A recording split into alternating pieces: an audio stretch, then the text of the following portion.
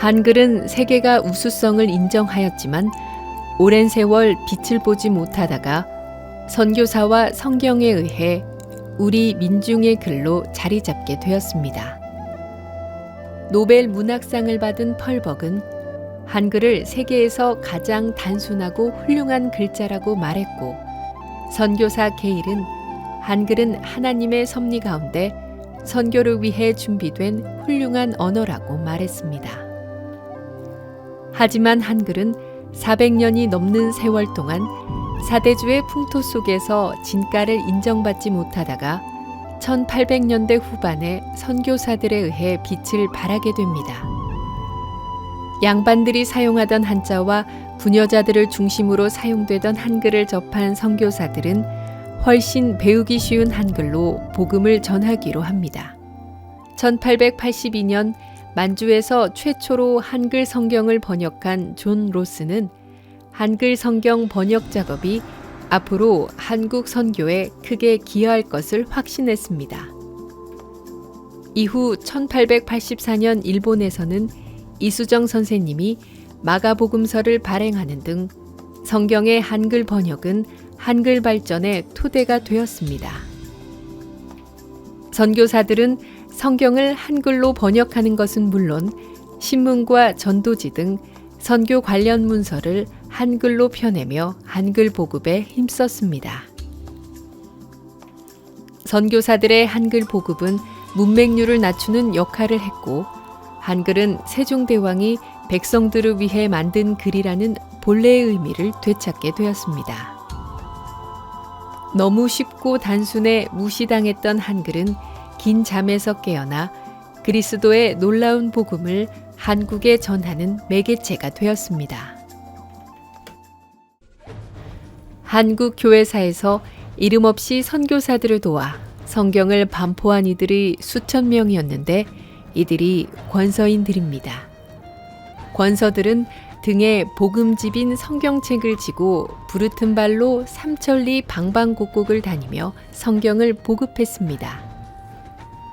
권서들은 하루에 서너 권의 성경을 전하기 위해 비가 오나 눈이 오나 성경 보찜을 지고 백리가 되는 길을 마다하지 않았습니다. 권서의 길은 고난의 연속이었습니다. 그들은 종종 서양 귀신에 씌었다면서 사람들이 던지는 돌에 머리가 깨지고 얼굴이 터져 피범벅이 되었습니다. 심지어 목숨도 내놓아야 하는 경우도 있었습니다.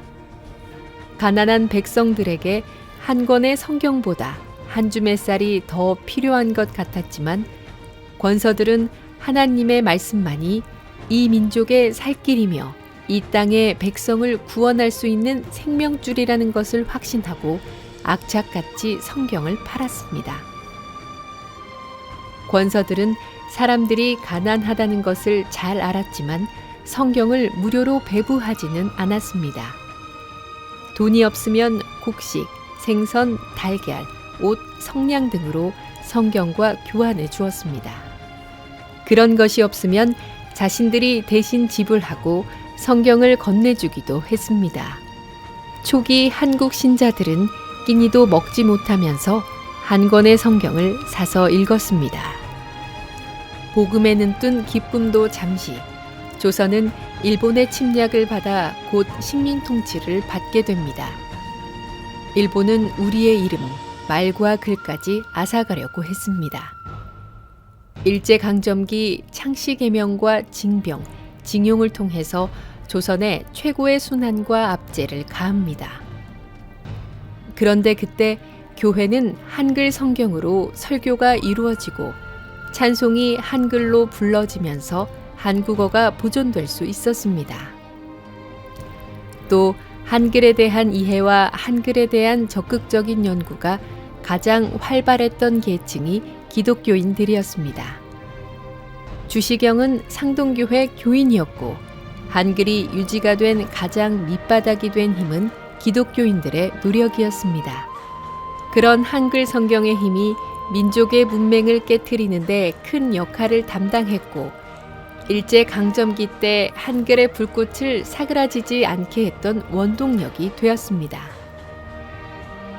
한글 성경, 나라를 잃고 희망이 무너졌을 때 사람들은 한글 성경을 읽으며 신앙을 지켰고 우리의 말과 글도 지킬 수 있었습니다.